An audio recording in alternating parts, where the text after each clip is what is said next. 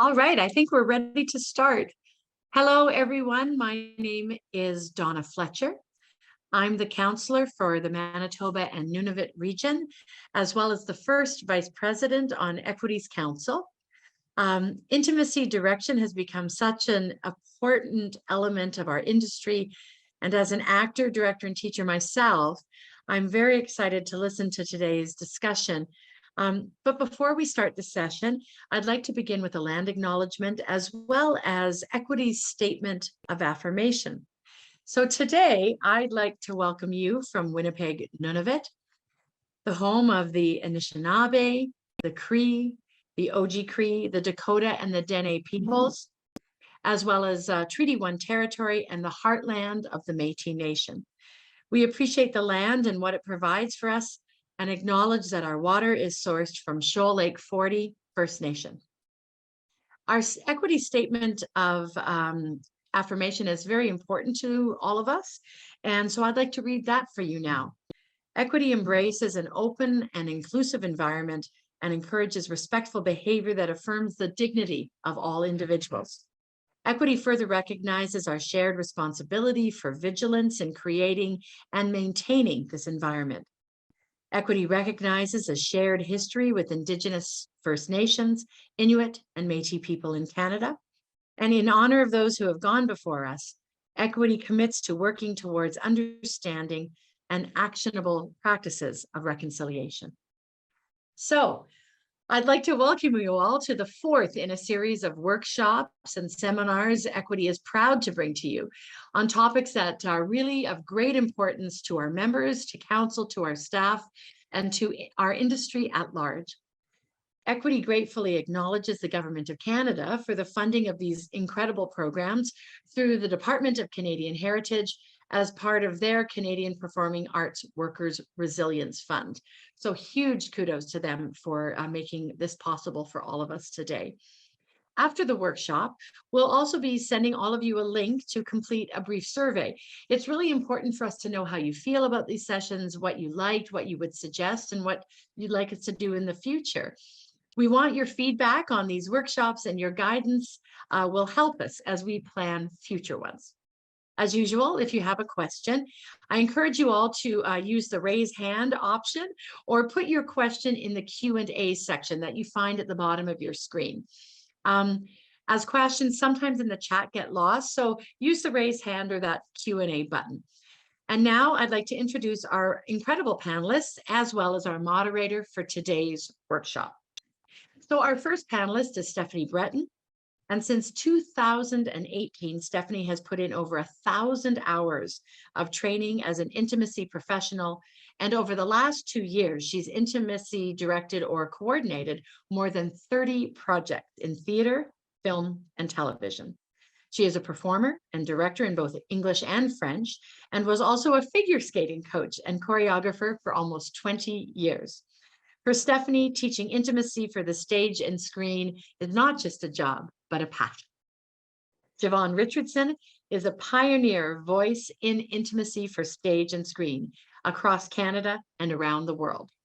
As a part of the equity negotiating team, Siobhan was absolutely instrumental in bringing terms regarding intimacy and intimacy directors into the Canadian Theatre Agreement, or as we know it as the CTA. Her intimacy direction has been seen on some of Canada's premier stages across the nation, including the National Arts Centre. Amanda speaking. Can I get you to slow down just a little bit as you're going through the bios, please? Super. Thank you. She's been doing intimacy coordination on stages such as the National Arts Centre, the Canadian Opera Company, the Shaw Festival, and the Stratford Festival, to name just a few. At numerous universities and around the world through online performance and education, her work has also been instrumental. Her work comes from a holistic perspective, informed by all her specialties: an award-winning actor, fighter, singer and dancer, a fight director, an intimacy director and coordinator, and of course, as a teacher. So those are our two panelists today. Our moderator is Scott Bellis, and he needs little introduction. He is a Vancouver-based actor, director, and theater instructor. He is a founding member of Bard on the Beach Shakespeare Festival, and is also, of course, our illustrious president of Equity Council. And so now I will turn things over to Scott. Thank you very much, Donna. I will illustriously continue. Thank you to all the members and other guests who are attending today. This is really a great opportunity for us to explore and ask questions about intimacy direction, a relatively new discipline, which Equity is now representing within our association's areas of activity in our jurisdiction. And that's a relatively new thing. It really only just came in within the last year or two. So although the discipline has been around for a while now, it's really exciting for Equity to be representing this work in our workspaces. And I'm really glad to have this opportunity to have a conversation with Siobhan and Stephanie today. So I've got a list of questions that I'm going to put forward. And we have some questions that were submitted ahead of time, and then we will also try and get to some questions as they are submitted in the Q&A or by raised hands. So let's begin with hello. Hello to both of you. Thank you for being here. I'm really curious to know a little bit about how each of you got into working in intimacy for the stage. Who'd like to begin? I can go first. As Donna said, I've been an actor for over 20 years, and stage and figure skating is my reality. And when Me Too happened in 2017, it really hit home. And the thing that I wanted was something, I didn't want Band-Aids. I wanted to get kind of to the root. I felt that there was a lot of like, what to do after, but nothing that I was hearing that was saying how to prevent things. So in 2018, when I heard about intimacy, direction, and coordination, I was like, that's it. That speaks to me. It's respectful workplaces, but physical work and just tying everything together. So then I signed up. Siobhan came to Montreal and gave a 3-day seminar, and I just signed up for everything and just followed her around. And then just studied it nonstop since then. And then in 2020, I was put in Intimacy Coordinators Canada ATP program. So now I'm working full-time, mostly on film sets, because I'm based out of Jacques, Montreal, which theater is not as, can't keep me as busy. But so that to say, that's how I got into the work. It was a need for change, but also feeling that I had the skills and tools because I'm actor, director, movement, choreographer, coach, and also very involved in the unions and trying to have just respectful workplaces. So that's how I got started with intimacy direction. And maybe specify, intimacy direction is for the stage and intimacy coordination is for film. So that's why when I started studying, it kind of split a little bit. There's many similarities, but today, because we're with Equity, I think we're going to stick mostly to intimacy direction. So just to specify that, right?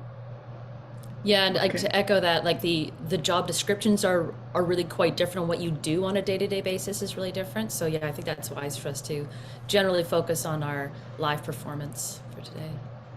Okay, great. Thank you. Thanks for that clarification, because we do actually hear both of those terms. We hear intimacy direction and we hear intimacy coordination. And we probably do have a few members attending today who work both on stage and in recorded media on film or television. And video games. Yes. And is it worth just going into the difference a little bit? Is it worth describing some of that? A little bit. Did Yeah. you want to hear how I got started too? Yes, I do. I do want to hear that. So let's do that first. Thank you, Siobhan. No problem.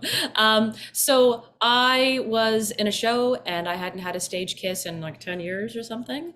And in the interim, I had been really focusing on performance and on stage combat. Stage combat is I dare say, even my first love, aside from performance and musical theater. Well, it's among the top loves, let's put it that way. So I was on stage, I was in rehearsal for a stage production, and we were about to rehearse the scene where this kiss was going to happen. And I generally had a moment of like freeze, like error 404. I started giggling like a nincompoop. And luckily I was in a very, very supportive and really, really great rehearsal. I wasn't feeling like I was in any danger. I was just really embarrassed to discover that I could pretend to kill the person in front of me a dozen different ways, but I didn't have a process for approaching how to kiss them. I kind of froze. So at that point I thought, there's gotta be a process for this. And shortly after that, I saw Tonya Sina's article in Fightmaster magazine, where she explained her kissing protocol. And I went, oh, finally, like this is a thing. So I got Tonya up here to do some workshops in intimacy performance. And as someone who comes out of fight direction as well, there's some parallels regarding process. So I found it was an easy transition for me insofar as I had an understanding of how to talk to actors about choreography, about challenging psychology. And so for me, it felt like a really natural transition. I started doing intimacy direction for a number of like fringe productions and stage stuff. And at the same time, basically apprenticing under Tonya, and we started IDI, Intimacy Directors International, which is now closed, around that same time. And so we were doing a lot of sharing of ideas as we were like traveling and teaching workshops. But yeah, I came to it as an actor who was like, I'd like a way to approach this as isn't just like, and then I put my face on your face. Yeah. Okay, that's great. Thank you very much. That's good. So let's just go back to the terminology difference between intimacy director for the stage, and a coordinator for the film world. If we could just get a little précis on that, I think that'd be really helpful for some of our. Like the why, I think the major reason why, anyways, that's the one I keep saying, is that in on screen there's the DGC, the Directors Guild of Canada, and so on a film set we cannot be directors because we're not a director, and it's very important for us not to be a director. We are not there to be the directors.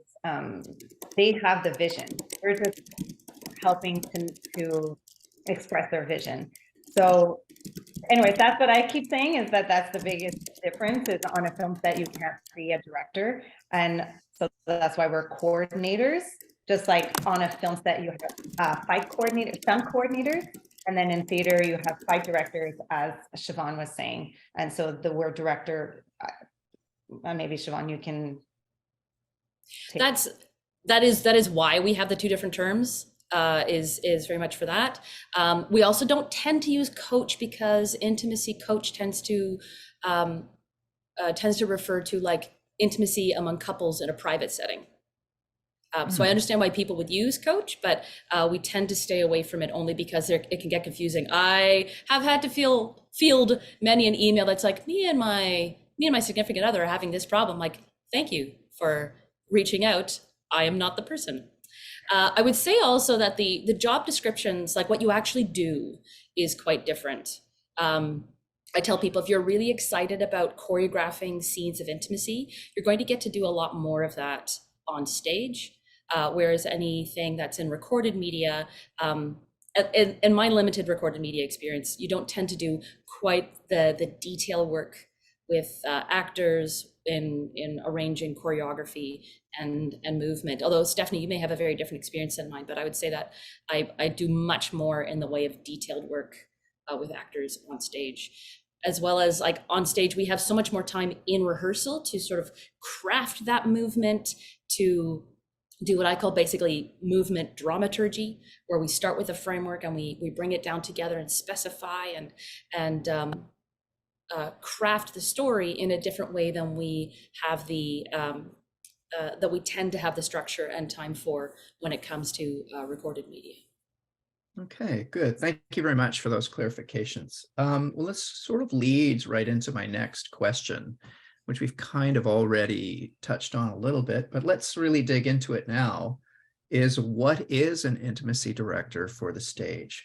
What is intimacy in reference to our work in the live performing arts sector? Can we get into that a little bit? Yeah, there were two questions. There were Steph, two you wanted to take it? Yeah. Okay, the two questions was what is intimacy and what is intimacy direction, correct? Correct. What is intimacy? So it has a very large umbrella, but what we like to define it by is nudity, simulated sex, or any heightened moment of intimacy, or what's the word I'm looking for? Heightened moment. Vulnerability? Vulnerability. Yeah, just a heightened moment of stakes that can be high. And I know I sound vague. It's just because it encompasses so many things that it's very hard sometimes to go through the list. Like as soon as we make a list, right, things get left out. So what is intimacy? That's the big umbrella. Equity obviously has language to support a production, but I know I'm currently on a production that on paper, the intimacy is borderline if I would need to be there. It's some hand in the face and some picking up and twirling, but is all implied that there's underage abuse going on and the performer is underage. And that is why I was called and why I'm there to help facilitate all of that, because the subject matter and because of the age of the performer, you have a much older person with a much younger person. So just to help navigate the rehearsal room. So what is intimacy? If you're looking at a script, is there nudity? Is there some simulated sex? Or like Siobhan said, from kissing to full on. And I use the word simulated and people often go, why do you use simulated? And because I personally don't do the real thing. I know it's for stage, it's not used as much. It's also against the criminal code. So so we're not going to show like penetration and stuff. Exactly. We're not going to have actors actually having intercourse on stage. But I still like to specify, to go back to support the coach thing that you said before. Yeah, it's fake. We're here to make the fake look real, or however the production wants that. But it's all fake. Yeah. So do you want to take it away from what is the job then? Yeah, well, I want to sort of continue to support what you were saying as well, is that what we can contribute in the rehearsal room can be like very specific choreography. It can be like you're sort of in-room Google when it comes to very specialized situations. So like, as you were saying, this like there is this implied abuse as well, so that kind of like a fight director can tell you more about the culture of wearing a sword and what you do with your sword while you're at a bar. An intimacy director can help you with like, how is a relationship of abuse different from one that doesn't have abuse in it? So when I say in-room Google, I mean that we can be a really quick reference for the information that you're looking for when there's something really specialized about the relationship. As far as additional choreographic support and like workplace conditions support, we can also be involved when there's like physical vulnerability that's not sexual. So when there's a moment of caretaking, maybe someone's getting sponge bathed. So when there are, again, different specializations that beyond being a choreographic question may also have a psychological component as well. Yeah, okay, great. Thank you. Thank you. I'm just wondering if it might, because I actually appreciated the example that you gave, Stephanie, about something that you were currently working on. I'm just wondering if you could each give another example of like something that you've done recently for intimacy direction on a production, to give people who haven't had the chance to work with one yet an idea of what that looks like in rehearsal. Sure. Like I do a lot of work in universities as well. So I will often choreograph things that we like expect actors in the working world to already have the skills for, but I'm teaching those in university. So even approaching like a simple kiss, like a kiss between lovers, or a physical contact that is a little bit sexualized, or flirting. Flirting is hard for a lot of people. We can choreograph a lot of flirting. That's some of the I don't know, less vulnerable stuff that I've done recently. I think the most vulnerable stuff I've done was sexual misconduct at the middle classes, where we had simulated sex right down stage and actually opened a condom and used it as well. So that was a magic trick. Nobody wore that condom. We just sort of ripped it open, got it set up, and then with a magic trick made it look like it was being used within the scene. That's probably the raciest thing I've done. Oh, that's Yeah, I that's had pretty a racy.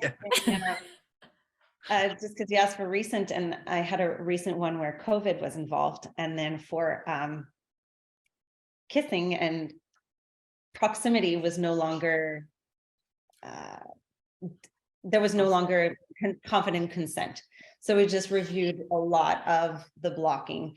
And we always, to go back to sort of what we do, is reading the script and flagging the scenes that we think have that intimacy or heightened vulnerability, speaking with the directors and getting their vision for those moments, calling the actors in a quiet space to get how they're feeling and their boundaries of consent and where things can go. But yeah, recently that happened where kissing didn't feel comfortable, or so we just changed it, and the stage is great for that. I actually made them very far apart and take a breath. And that was a beautiful moment, and we understood that they were kissing, right? Stage can lend to that, but that's kind of I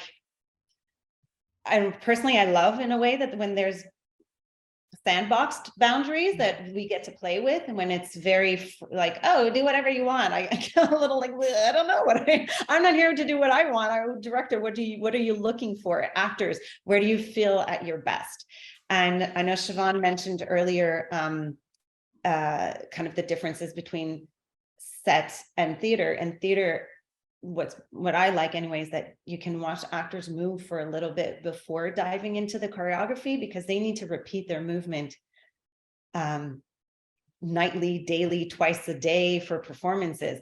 Well, on a film set, you do it once, it can be many hours, but once that scene is done, you move on. So it's a different kind of repeatable movement. So there's something about that too, when a director can ask for certain things, the script asks for certain things, but then can we do this night after night, two shows a day? So that's something else that intimacy directors will think about also when called upon to help with some scenes, is not just, does it look good? Does it feel good? But can you do it? And what happens if, I'm sure Siobhan has that, okay, if injury or something happens, what are the other plans as for the scene to still make sense? And speaking of prevention as well, something that is especially when it's more challenging content, but also talk to people about, well, what are your closure techniques? What are you doing to complete stress cycles? What are you doing to make sure that you leave the work at work? So you help your mind and body actually come down from the work, actually rest. It allows us to do more challenging work, because your system knows that the vulnerability and the challenge and the difficulty is going to end, because we set up these processes to tell your system, right, we're going to do the vulnerable thing now, and now we're going to end the vulnerable thing. So I'll often include that into my work. It's definitely something I teach in university as well, is helping people figure out that these processes that we've all kind of kept secret for a long time, of and then I put the show away in my own private manner. It can totally be private. It doesn't have to be a group thing, but it is something that's part of how we take care of ourselves as professionals, as people who will approach these crafts again and again for decades on end. It's important for us to take care of our psychological and neurological well-being. Something that I don't get hired enough for, but I would love to be, is I'd love to be a consultant when people are planning their seasons, so that people can send us the scripts really early on in the process, and we can help you find those budget lines for how much intimacy is going to be in it. We can help you with that ahead of time, and then there's fewer surprises when budgeting comes up later. I'd love to be able to support more people, more companies with that kind of foresight. Yeah, that's a great thought. Thank you. That's great. So that gives us a little insight into the kind of the nuts and bolts of what the work is and how you accomplish it. On my list of questions here, I've got one I think is kind of interesting. Is what is an intimacy director's actual area of responsibility? What are they actually responsible for? And then conversely, or like alongside that, what are they not responsible for? And then where are the lines of the job? What are they actually? What are the limits and obligations of the job? I mean, what's included in the job can be absolutely unique per production. So we've already talked about like offering a little bit of dramaturgical, like assistant directors or dramaturgical support in here's a psychology of this situation. There's choreographic support. But as far like something I'd love to mention, thank you for this question, is that some folks conflate intimacy directors with what I would call a respectful workplace advisor or respectful workplace support. So people get the mistaken idea that only intimacy directors can create workspace agreements or can negotiate conflict or can facilitate consent. I would say that that's not true, and that those are some of the things that we all as a community can sort of update our knowledge on, and how to create and uphold workspace agreements, how to ask for consent, how to rehearse this work when the intimacy director isn't there, because it's not our job to be there at every single rehearsal and performance. Part of our job is to help set up processes for approaching this particular scene or this particular script, and have that become part of a mindful practice that we all might undertake in our workspaces. Okay, good. Thank you very much. Did you have anything, Stephanie, that you wanted to add to that? Yeah, same. I think the fact that intimacy directors have a lot of mental health knowledge, or should, I say this often, but I have mental health first aid. So I can help you just like I have a physical first aid, but if it needs to be further there, I can refer you to a number or things like that. But sometimes there's the misconception that we are psychologists or we can help. I don't know, that we're there to provide more in the psychology side, or even I don't know about sex, I just know how it looks good from the audience point of view and how actors can feel comfortable doing it. But I'm not here to, like Siobhan said, make it better in the bedroom. And sometimes I feel like that fine line is asked of or expected of us, that we're gonna, I don't know, help psychological problems. But I know I have psychologists that I have their numbers to be able to refer, and I know Equity and all the other unions have great numbers for people to reach out for, and companies and theaters usually also have all of those numbers. So we are there to make sure, as Siobhan said, closure and helping it. This is work. We're going here to work. We make the work really great. If you come home and there's other things, what are the next steps? Possibly not to call me. I can help you find other things, but so just navigating that. And then, so it's easier in a way for me to respond, what is my not responsibility? I run into is a bit of that. But then the responsibility, as we've been talking about, is creative, is to, I always say I love to make, say good but safe art. Wait, that's not how I say usually, but like that's what I try to say. Like, it's still good. Like, we want to go to the theater. We want to be, like Siobhan was saying, you want to be, they used a little magic, but as an audience, you want to buy it. You want to be like, these things, we have to believe it. And the more the actors feel free because they know their boundaries will be respected, that they feel safe, then the audience gets into the story. And we can go there, we can push that, knowing that everybody's going to go home and be safe. And that is, for me, why this is so essential now, as I was saying in my introduction of why I'm doing this, is for that. We don't want anybody to walk out of the theater feeling unsafe, whether it's because you watched a show, because you performed in it. We're all there and we do it by choice. And so we're there to help that. Yeah. That's great. That's a really great clarification. Go ahead, Siobhan. Yeah. Yeah, I wanted to just, speaking of like stuff we can all do, Stephanie mentioned mental health first aid. Well, all of us can get mental health first aid. Just go ahead and Google it. There's like the Mental Health First Aid Commission of Canada. St. John Ambulance, I think, offers courses. You also want to take a look for psychological first aid. There is Johns Hopkins has a free Coursera course online. And that also includes like helping people in moments of crisis. The examples they have are like post natural disaster, but some of the same principles can apply if someone is maybe triggered in a rehearsal space. So you have a sense of like, oh yeah, how I support people right now is to listen. So yeah, if anyone's interested in those, please take a look at that and add that to your toolkit of things that you can do in your respectful workplace environment. That's great. Thank you. Just wondering if it's worth talking about accreditation a little bit. Like, so Stephanie, you mentioned that you have mental health first aid. Is that part of an accreditation that intimacy directors are required to have? Because there are accreditation requirements, right, in order to do this work. And you talk a little bit about, what do you need to do to become an intimacy director?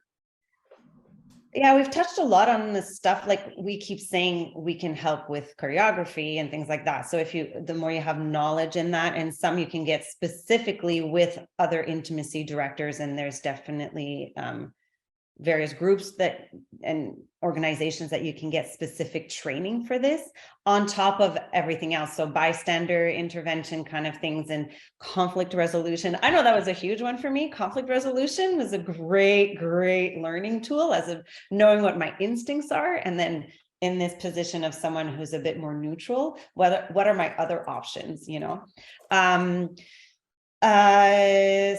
we're going back to the question is, to become an intimacy director. Oh my God. I just feel like there's a lot. It's just, there's a lot to know. And whenever I'm asked that, I almost feel like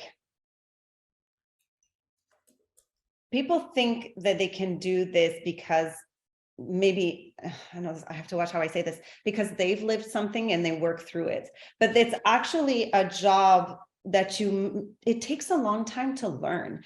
And even while you're doing it, and I say we, but I'm still learning, just because humans are evolving. So it's not just saying, oh, I did that course, check, but always, we're advocates for all kinds of things. So taking different LGBTQ advocation work and all that stuff. So when we read a script, we can understand maybe where it's coming from and support the director in, again, their vision, because we just have an understanding. So Siobhan is going to be much better at answering this question than me, because I come from someone who took so many classes from different organizations and continue to do so, internationally, because we can all learn, and we learn as we're doing and go, hey, that worked for me. And I think I love being part of a community that shares that.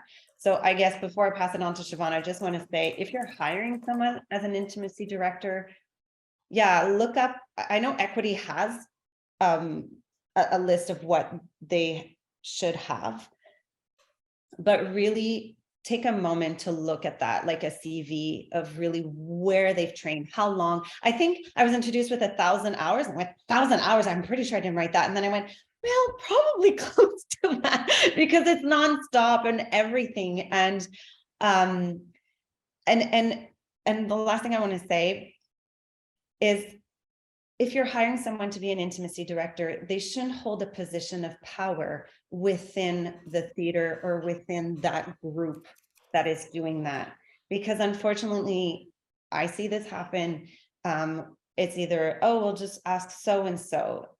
Someone's in the theater has a bit of knowledge. It should be someone neutral that's coming for this production and can therefore receive all that is needed. So that's my that's my broad, non-specific how to become an intimacy director, get knowledge in many things. And I'll pass it on to Siobhan, who will get into this. Sure. I've just Yeah. also note that Randy has put some links in the chat Thank you, about Randy. certification. So yeah, do you want to talk a little bit about your accreditation, Siobhan? Sure. Well, I'm happy to talk about like what things people should look up, like some of those categories of things. So Stephanie brought up a lot of the workplace things that come up. So conflict resolution, navigating power dynamics is a really big one. That's why it needs to be someone from outside of the company, or someone who is like very much can be thought of as a neutral body in the group, because the intimacy professional needs to be someone who is not going to, it doesn't appear to be someone who's going to try to enforce the director's idea whether the actors want to or not, or who's going to try to force actor with recognition to make try to force actor with less recognition to do what actor with recognition wants to do. So there's a lot of navigating power dynamics. Also a lot of workflow stuff. Like right now, because there are fewer intimacy professionals than we need, a lot of us are very, very busy. So being good at scheduling, like your how to be a business is a really important part of it. And remember, you can partner with people. You don't have to be the one who does all of the everything. There's also basic stagecraft. So can you read a script? Do you know how to make things work on a stage? Understanding how all the technical elements support or detract from the choreography. Yeah, some of that basic stagecraft, how to read a script. Get some training in coaching. We do a lot of coaching of actors in actual movement. And sometimes we make suggestions about interpretations for the scene. I've definitely been in a rehearsal where I was like, oh, we don't all have a shared understanding as to what this scene is. It was a very kinky scene, and there's clearly people in the room who weren't understanding that element of the script. So there was some sort of negotiating and collaboration around what is our intentions for the scene. So learning how to coach without sounding like you're enforcing your own ideas on the scene. I could talk forever. I'm like, why haven't I written a blog post on this already? I will. It will come. And then you'll have my current knowledge in one place.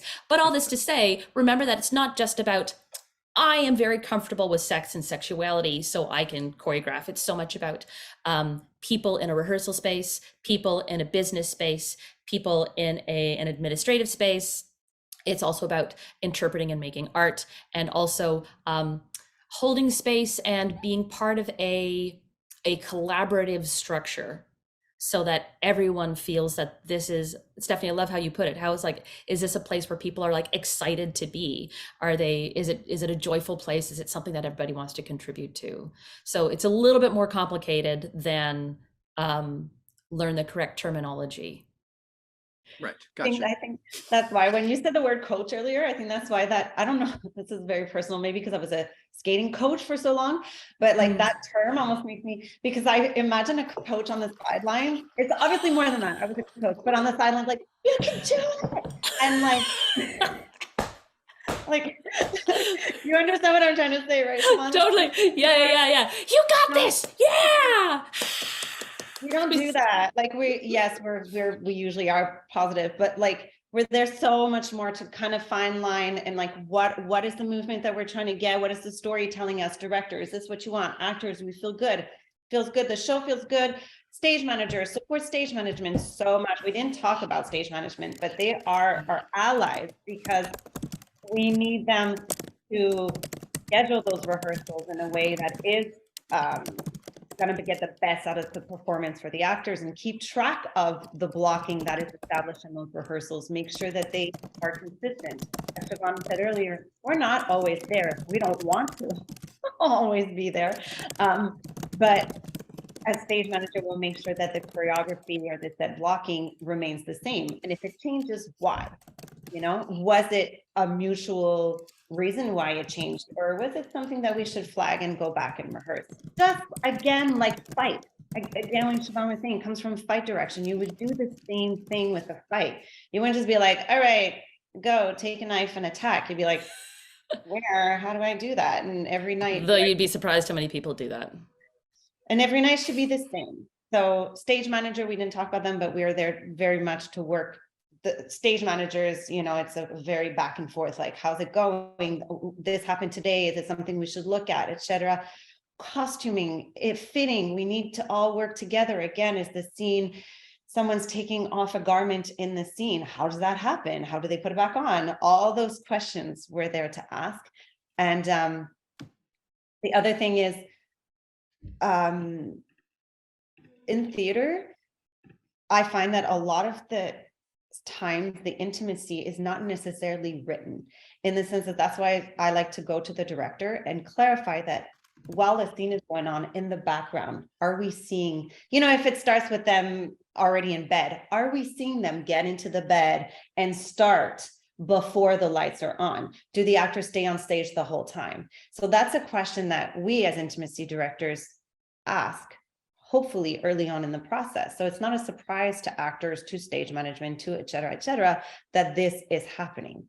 And we can get that information. Director may not know, but at least we start asking, because that's often where the surprises happen is, oh, it's not written down, but true, I just got undressed in the scene.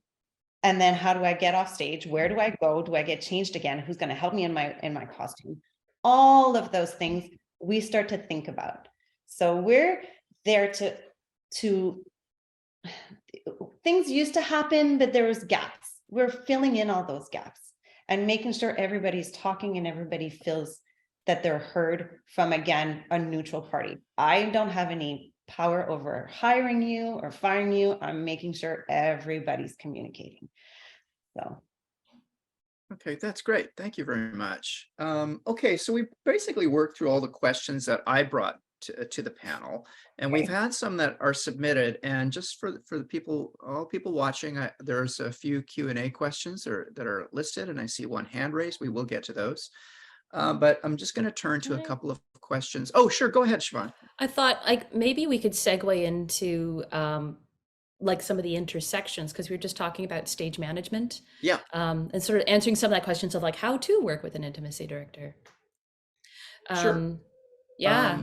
Well, for instance, let's dig into stage management for a minute here, and talk about how you work with them. And then I'd like to ask a question about performers and what they should bring to this work.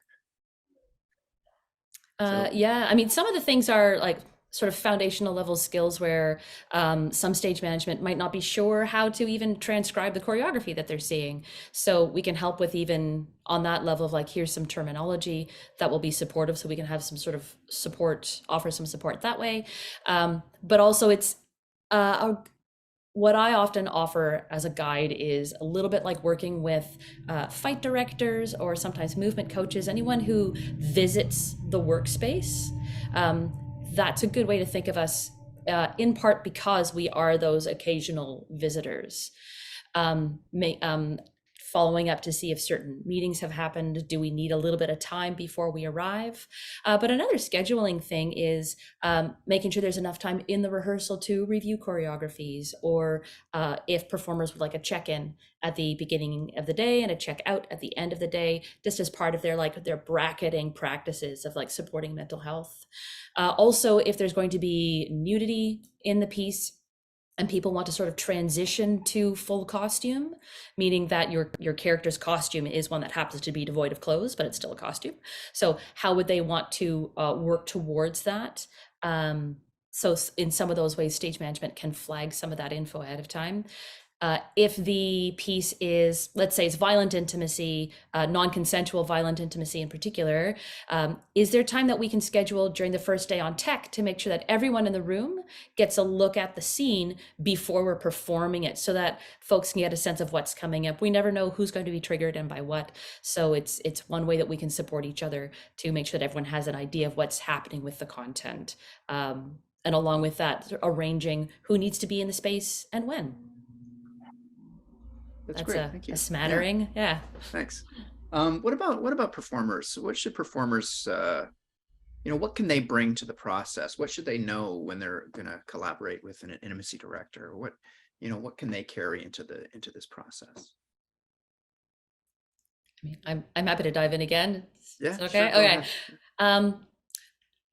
One of our guiding principles is like treat it as you would any other scene, insofar as read the script ahead of time. I know it sounds silly, but read it ahead of time. And when it says something like they kiss, they embrace, they make love, it's a small amount of real estate on the page, but that can be a long time.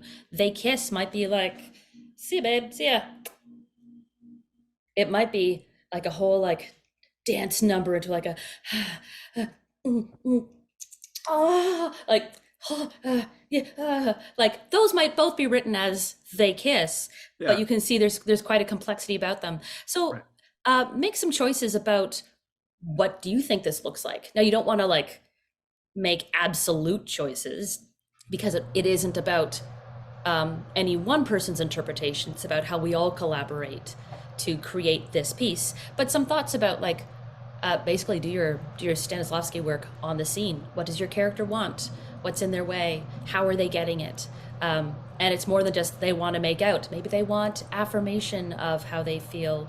Maybe they're trying to win somebody back. So make some choices about that. So when you come into your rehearsal space and we're talking about what does this choreography look like, maybe you've thought about what it looks like in a physical choreographic shape, but you've definitely thought about what your character needs in this scene, so that as we're choreographing, you can contribute, like how intense is this? What's sort of the tone or the energy of the scene, and that you can contribute to a conversation. When you don't contribute to the conversation, it's challenging for everyone in the room to know whether you are engaged in that scene. If you're engaged, then you're consenting to it, you're part of that discussion. Whereas if you're sort of passively going, hey, I'm fine with whatever, you may very well be fine with whatever, but it's difficult for it to be it's difficult for that to be a collaboration among the whole within the whole room if you're not engaged. Does that make sense? Yeah, I think it does make sense. Yeah, absolutely. Yeah. It's kind of like any other part of your acting work, right? You have to look at the script, make some choices, and bring them to rehearsal and offer them to the process. Yeah.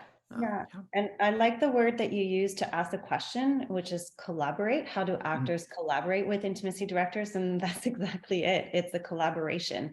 So, if we ask for what your boundaries are, really think about it. And it can go from, and we don't need to know why. I don't need to know your history. Just no touching of that area can work. Depending on the scene, we may need to negotiate how much, is it a question of pressure and things like that. But the more that you can feel free to share information that we keep to ourselves unless we have to communicate it, but then we can help with that in the scene. I'm sorry, I feel like I'm vague again, but if I have an actor who says, I cannot, not my armpits, no touching of armpits, great. Then I may choose to have no one in the whole cast touch armpits because I don't want to out someone.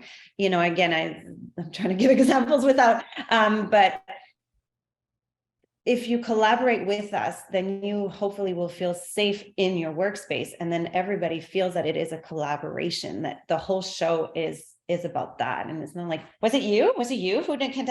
No, it's not about like, you're not touching that person there. Sometimes we have to be very specific with one person and let everybody know, obviously. But I know if I can, especially Siobhan mentioned schools, and I've been in schools where there's multiple people being like understudying and double cast and all that stuff. So there I try to keep the boundaries for everyone, because I feel that they're extra vulnerable in school. And I had a situation where I had multiple actors and one said no touching of hair. And so great. So there was no touching of hair for anybody. And it happened to be a male performer who had a wonderful set of hair. So I thankful because I probably would have definitely put something in there. And I didn't share who it was, or again, why, didn't know why, it wasn't important, but because it was a school setting, at the end, I did have to share some things with the teacher. And I said, you know, this came from a male performer. And she fell off her chair, like, oh, she had assumed it was a female performer. So again, those are an example of where we hold information and only share what is relevant, but they all felt great. The choreography looked good. You know, it wasn't, oh no, well, we can't do the choreography with that. It was something that the actors shared that they would prefer not to, and we didn't use it. The story could still be told. So that's an example of collaboration. This actor therefore could go in and not be afraid of that moment that someone would do that, or I would say, okay, now put your hand, oh no, I hate when they do that, you know, or worse if something can be triggering. So all that to say, when we call you or we talk with you, share with us what's happening, how you're feeling. To go back to the show I'm doing right now, because of the story, the actors have mostly shared that their personal fears of, you know, coming home and looking at their family, and even how to perform as an older actor, having to do this difficult subject matter. So that's something that we just shared between us. And I was aware in rehearsal how to keep giving them tools to navigate that without saying, this is for you. You know, that thing you told me about that you were uncomfortable with? I'm not doing that. I'm there to, like, I heard the concerns and just giving you tools to help work through them and make sure the choreography or the movement work that we're doing supports all that. So how do performers? The more that you share with us, and yeah, do your work, do your homework. This is what I understand of the scene. Is this what you heard from the director? Yes, let's, again, always tell, I always say to actors and directors to talk. There's that fear that Siobhan mentioned. Oh no, intimacy director's there, we can't touch the scene. Please still talk, please still, it is you two or more, you have to work together. We're here with our expertise. But you guys are working day in, day out on this show. Please talk about it, because we are there to support. And if you already have a great communication, then we're just there to fine tune. And like I said, fill in the gaps. We're not going to come in and say, stop talking. Can't talk when I'm not here. So yeah, that's, can't remember how to work with performers. Yeah, basically, yes. That's great. So yeah. I want to add to that too, that there are still people out there who think that if they have boundaries, then that's going to get them blacklisted somehow. Like, they're not going to be, people are going to think they're not good actors if they don't do a particular thing. Well, that is not true. Everyone has boundaries. And again, we don't need to know why. We're not therapists, counselors, insurance adjusters, lawyers. So there are times when it's not appropriate for us to know these things as well. And Audrey Dwyer said many years ago to me, the clearer you are with your no, the more we can trust your yes. So if you're afraid to say, no, that's a boundary, then your fear is genuine and valid. But I hope that by mentioning this, we can let you know that if your fear is based on, then I'm not going to work again, that hopefully you know now that is unfounded. That's not where the industry is going. And the new common sense around this is, the clearer we all are with our boundaries, the more fun that we can have in the play space. Peter Hinton says, and I'm paraphrasing, but our workspaces need to be a safe place so dangerous things can happen. Otherwise, they're a dangerous place where only safe things happen. The idea being, if we have the psychological safety, that's another thing to look up for everybody, but especially if you want to be an intimacy professional.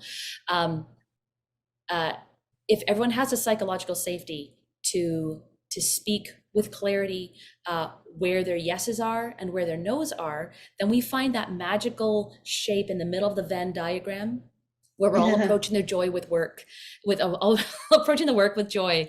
And there are studies out there to support the idea that we're more creative when we're approaching with joy, when we're moving towards something. So by helping us all to define where our yeses are, where our curiosity is, where sure, you may be very uncomfortable, but there's something about it that you're like, but yes, this is where this is where this scene lives, and I'm uncomfortable because it's new and unknown. I'm not uncomfortable because it hurts me. You don't have to do stuff that hurts you anymore. Yeah. And Okay, that's very helpful. Yep, go ahead. I wanted to say, because Siobhan, you said something, if you have boundaries that you'll be blacklisted, but also if you have to work with an intimacy director, doesn't mean you can't do those scenes. I think there's a lot of fear out there. Like, I don't need an intimacy director. I've done those scenes before, whether it is as a director or as a performer. We are not there to say that you're not good at those scenes. We're just there to make sure everybody feels good doing them, like I keep repeating, and that it looks good from the audience's point of view. But that is something that I hear a lot, was I've never done these scenes with someone before. I don't see what else you can bring, but you don't know unless you let me try. And I worked with a performer recently who really wanted to touch the performer with the outside of their hand.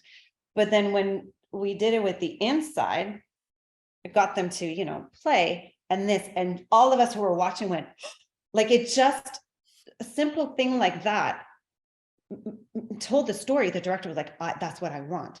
And so the actor could say, okay, that's not what my instinct is, but I'm hearing clearly that it's more effective. And that is where we're not judging you as first of all, judging is not part of how we work, but that is where may have performed these scenes before, but now we're looking at it with like microscope and saying, how about you try this thing? And just that can help the scene change. And directors who may have done many of those scenes before, it's again, you're just calling in someone with a specialty and saying, what else can you do with this? And watch us all work and elevate these scenes. So just again, if you share with us, or if an intimacy director is called, it's not because no one can do the scene or something bad happened. Oh, trauma happened, that's why we're called. No. It's all collaborative. We're all just trying to make the scene the best it can be. Yeah, and the new metric is like, does it work for the audience? For so many people, it's been like, does it feel good for me? But it's like, it's actually not about, does this scene feel sexy for you? It's, does the audience experience the story that we're looking for? Because Dollars to Donuts, at some point, it's not going to feel sexy anymore. Right? As well as like, you mean because of repetition? And because of repetition, yeah. It's not going to have that same like like the newness of being touched for the first time, the newness of like this arc for the first time. That newness goes away. But in some cases, people attach that sense of the rush that they get from the newness with the intensity or the intimacy or the sensation we're trying to get for the storytelling. But just like, any performer has had that moment where it's like, this part of the script scares me, or this part's really intense for me. Oh, because I don't remember the words on this one, or something about the arc of this feels really intense. But you get like a week, 2 weeks, 3 weeks into the script, and it doesn't have that precise new intensity anymore. Well, the same thing happens with your movement. There's a moment where you're like, did we do all the stuff? Oh, we did. We're like fully off book now. And now we have the brain space to engage in the script. But when you are creating this choreography, it may not feel, insert descriptor, it may not feel sexy or hot for you, but for the audience, it's really telling that story because of how you're using your breath, how you're touching each other, how you're leaning into each other, how your shoulders open, how your spine melts, all of these movement things that tell the story, which is different from you, a person, experiencing a physical action with another person. What do you do when you have an actor who doesn't want to work with an intimacy director? I live in a very privileged space of generally I'm called into rooms where people want me. So yeah. I recognize I have a massive privilege there. So I don't know, Stephanie, what's your experience? I was going to say, like you right now, like we're called because people want us there. I know rooms where people may not want, and I can see that they don't hire the proper intimacy director. So I guess that actor got their way, or, so, I guess, oh, okay, no, it happens in film. Where let me put it this way. So the two things that I've picked up the most from listening to you talk about the intention of the work and the foundations behind the work. are very similar to what I hear in relation to fight direction, right? Is that you have a twofold purpose, right? One is to stage the scene effectively in a way that looks good or meets the requirements of the script or the story or the vision that the director has or that the performers and the director collectively have. And the other part of it is to keep people safe inside the work. Would you say that those are kind of the two major things? So and then I would add, just to further nuance it, storytelling for the perspective of the audience. Like, I know it's sort of implied, but it's an important thing to say because it does get forgotten. Right. So if you have if I don't know if this ever occurs, but if you have somebody who goes, look, I've been doing this for 30 years. I never work with the enemies direct. I got my way of just working this stuff out on my own. Like, how do you engage with a person who's kind of inhabiting that kind of space? So I usually really acknowledge their knowledge, their past, in the sense that if they say, you know, been doing this, I've never needed, amazing, then this will be very simple for you. I'm there to support the whole production. It happens in film. I have to be honest, on screen, we will get some mostly stars who will not talk to us. So for the stage, I haven't had that, but I can tell you my experience for that, which could be translated in the stage in the sense, again, conflict resolution coming into play, but how much it supports everybody else. So you're still, you know, if a director is giving me access and talking about the scene with the actor, with the director, there's most likely another actor in the scene.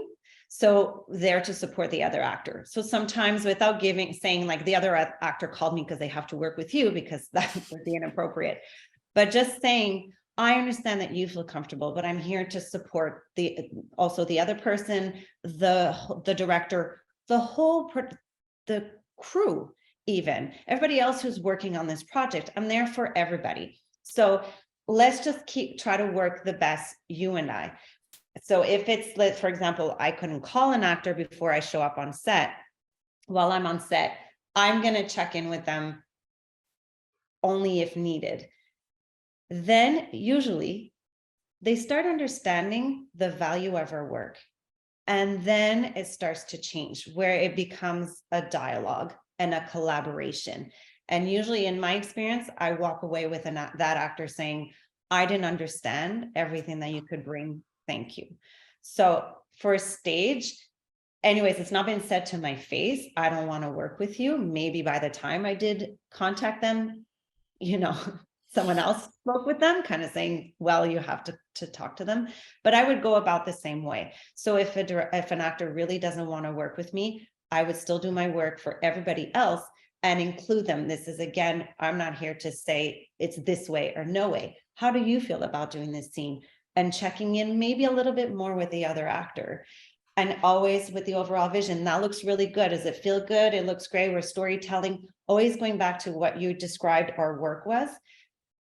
And like I said, most of the time, the actor who was reluctant to speak to me, to us, you know, can acknowledge why we're there. So, and I also, you know, had some directors not understanding why.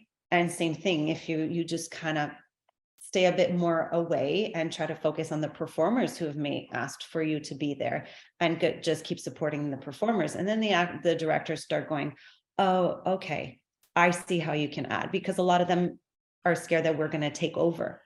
And we're not there to take over. It is your show. It is, you get final say. Right. So that goes back to the what is the job description and what are your areas of authority, which seem to be pretty clear from what you're describing. Yeah. What so I'd like often, to do.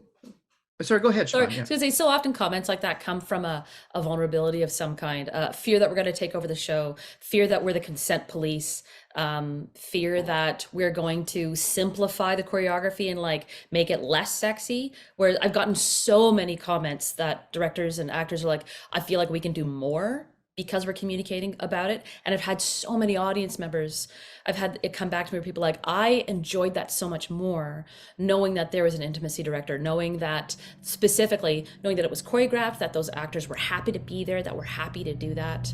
So we get that kind of feedback, but those kind of comments of I don't do this, I don't want this, tend to come from a place of either fear of the unknown, fear of being judged, fear of being called out. I'm very firm on the stance that like calling people out and for the purpose of shutting them down and saying you can't work anymore, that doesn't help us. What helps us is a growth mindset. That's another book you should read, is Mindset by Carol Dweck. Having a growth mindset of it's all about us updating our common sense, learning some new skills, and evolving the kind of work that we can present. That's what we embody. We're not there to embody judgment. We're there to embody growth and joy and creativity. Great, thank you. Thank you for those answers. Fantastic. I'm going to go now to some of the questions in the Q&A. So thank you for those of you who have posted those. I'm going to go through some of those now. First up, we have a question from Nina. Nina, I see your hand up too. So if we get the answers to your questions and you still have something more you'd like to ask, just keep your hand up. Okay, so this question is in case these aren't answered in the discussion. Usually only women coaches. What's the deal with that? How do we get more different types of people involved in this work? First of all, is that true? I mean, thank you for naming it. There are a whole lot of people who present as cis white female in the work at the moment. That is changing. There are a lot of, especially like the larger companies that have more people and more resources, are doing more in the way of outreach. It's not that only women can do this work. I think there are people who think that only women can be intimacy directors, which I want to name as simply not true.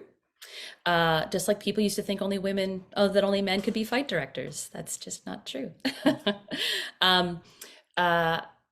So thank you for naming it. It is a thing that we are not looking to do. Also, there are some thoughts like only like women need more protection than any other gender. And our job is it's not about protecting one group of people. It's about supporting the art for all. And we all have vulnerabilities. We all have ways that this work has been challenging. So it really is for everybody.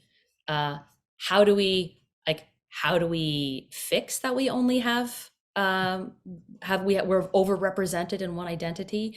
I think there's a lot of ways. I wouldn't presume to be able to have the definitive list on this one, to be honest. Right.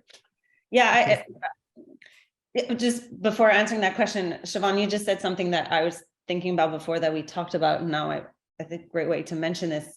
Often people think that we're there to, support the girl, and use big quotes here, as the victim. But honestly, if you're a male and you do these scenes where you are the aggressor, I would like to think that's not how you spend your days. So we are also there to support them, and I think that's where some misunderstandings sometimes is like, oh, we're there just for that. No. It's again, storytelling, everyone, how to make that scene, if it's a non-consensual, for example, happen where both performers feel safe. So yeah, I agree. I think you're right that it came, especially when it first came, looking around the room, there was a lot of me's.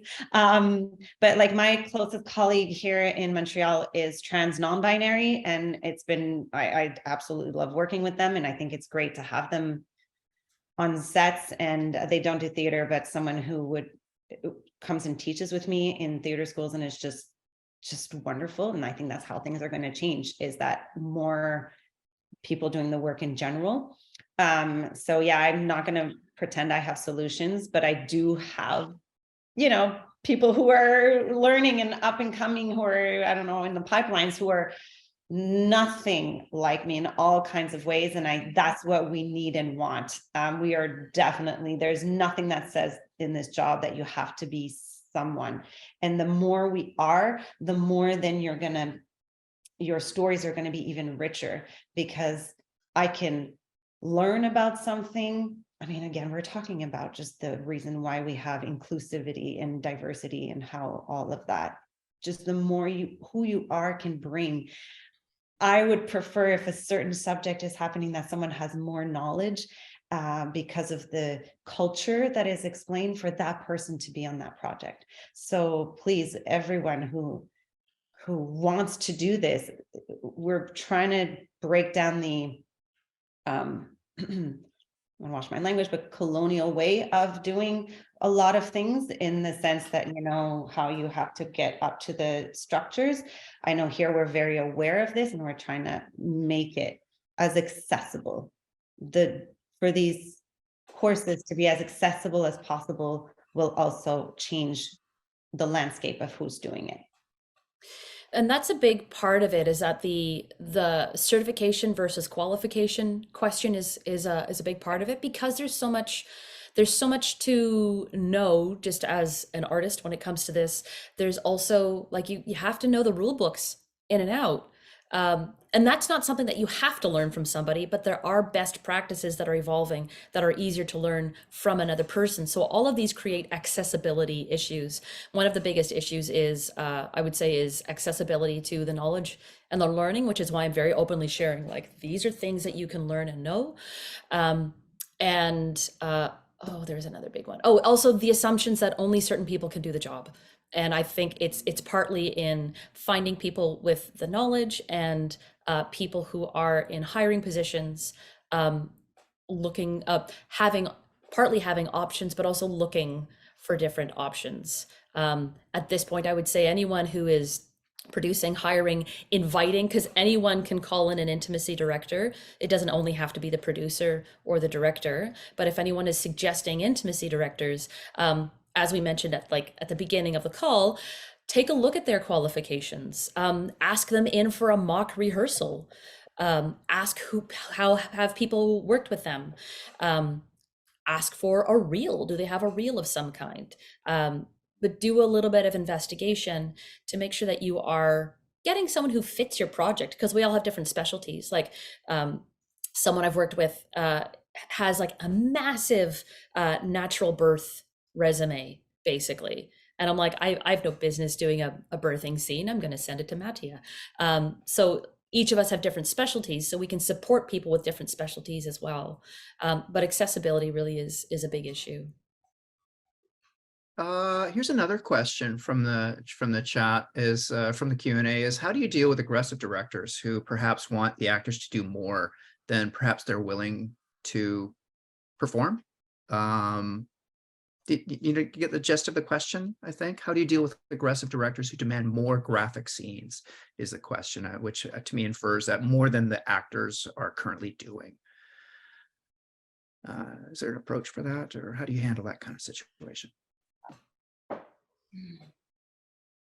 think it's more the question I'm trying to understand, because a director, in a way, if they have a vision and they want the scene more graphic than what is written, we are not here to say yes or no, as long as the performers feel comfortable. So I'm kind of hearing in that question that maybe someone, I don't want to think I understand, like projecting maybe, but like, if you are a performer who's not comfortable with demands of a director, that's one thing. That's where you say, this goes beyond my consent. My consent was right. So again, if a director wants more graphic scenes, if the theater producing agrees with it, if the actors feel fine, we're just there to support that. There's nothing that says, I mean, yes, there's things that you're not allowed. We talked about that. But meaning, like, if the question is the director is pushing and the actors are saying no,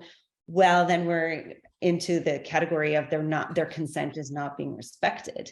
Their no is not being respected. And that, even if we're there or not there, then I mean, shut down. Like, if an actor says no because I don't feel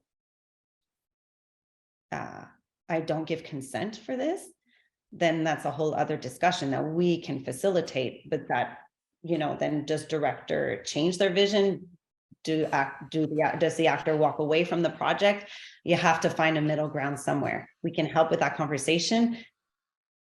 But yeah, I personally don't have a magic. No, I understand. Yeah, there are questions of consent. It basically comes down to a conversation about consent.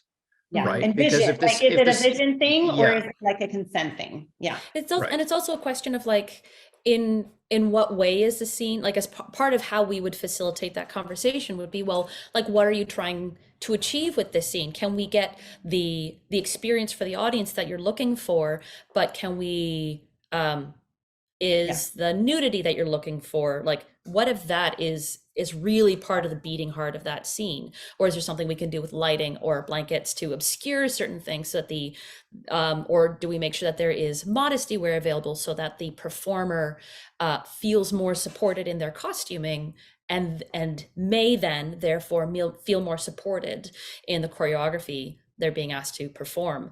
But I think an essential part of this question that isn't explicitly asked here is, well, when is the director demanding this? Did they know they wanted this before hiring?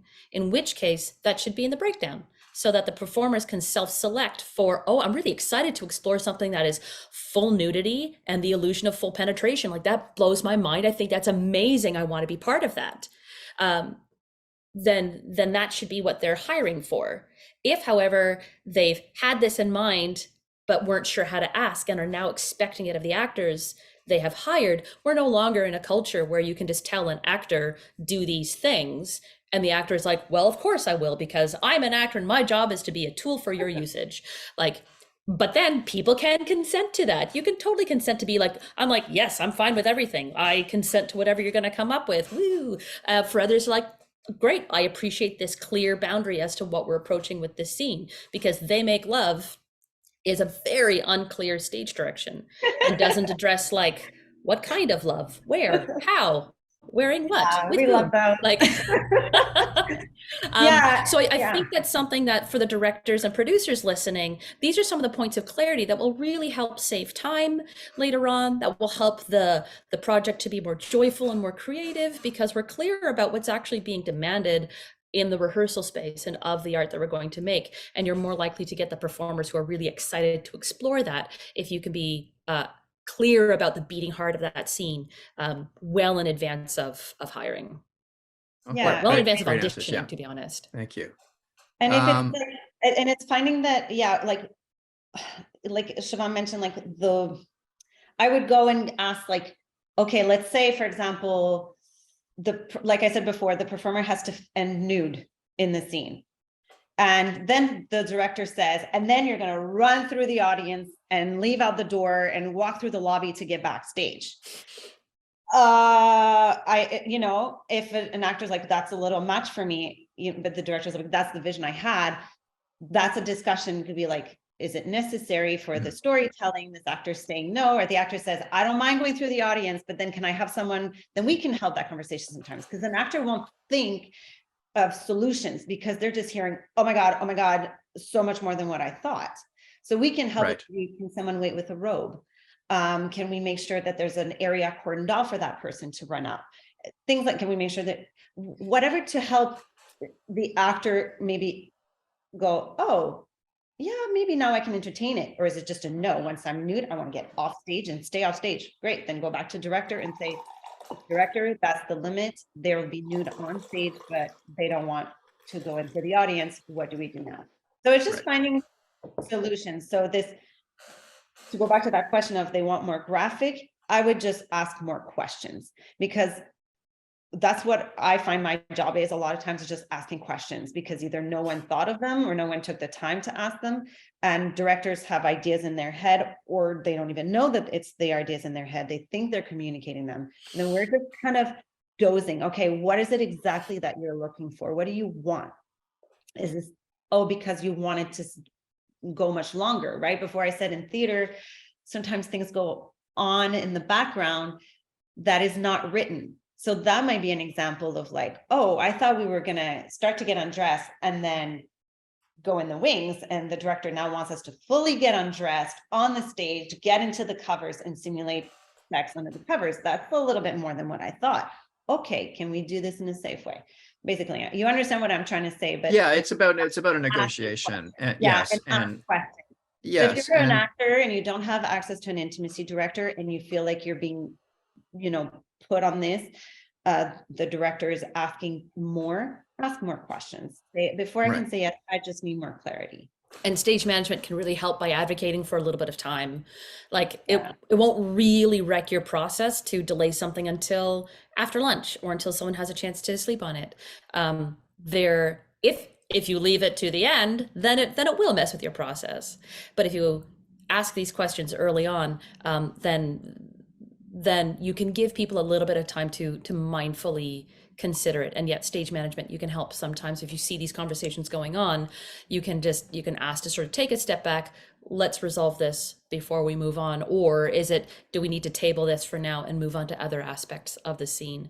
There are ways to have these conversations without intimacy direction present and still help everyone to feel seen and heard in their needs. Yeah, that's great. Thank you very much. Yeah, conversations about consent and safety seem to be key and negotiating that. I mean, I keep going back to fight direction a little bit. My experience, because I've done a fair amount of stage combat in my career, and sometimes the director says, "And then you're going to fall off this table," and this kind of thing. And it's like, okay, first of all, I'm 53 years old. Like, I can maybe do it, but I don't know if I can do it for 72 performances. That kind of thing. So you have to enter a negotiation with the director, and I feel it feels to me like scenes of intimacy have a similar context, similar conversation that it has to have. It is about our long-term health and safety and our longevity for the run. Yeah. And I'm really grateful that we're coming into an era where we recognize that mental health is health. Mental health is key to your physical health. And I'll just address it quickly because I see it in the Q&A. So for folks who are just not accustomed to that, it can be a bit of a process to sort of understand how to navigate your boundaries. It's a longer process than we have time to outline here. But it may take a little bit of time of like, do I actually want French fries or do I want potato chips? Like, it may seem simplistic, but listening to what are your preferences and learning how to respect your own boundaries can be a bit of a process, but it is important for your long-term longevity. Okay, so a couple of questions here still in the Q&A for us to look at. There's a couple of questions, a couple of statements and questions from Marvin here regarding training. Where can we find this training? Now, there were a couple of accreditation links posted earlier in the chat, and I'm just wondering if those are the places people should go to learn more about how to undertake training for this work. Yeah, I'd start there. Okay. The thing to look out for as well is that different companies are, first of all, working in different places, because like rules in BC are different than in Ontario. The way the industry works in Newfoundland is different than how it works here. So there will be some regionalisms that those won't address. Also, different companies have a different approach to the work insofar as like, are they focusing on choreography and descriptive language? This other place over here is focusing on the advocacy and mental health care, and might not even accept anyone who doesn't have a clinician's clinical experience. So unfortunately, we can't give you a short answer because there is, sadly, at this, well, so early on, right? Like we opened IDI in 2016.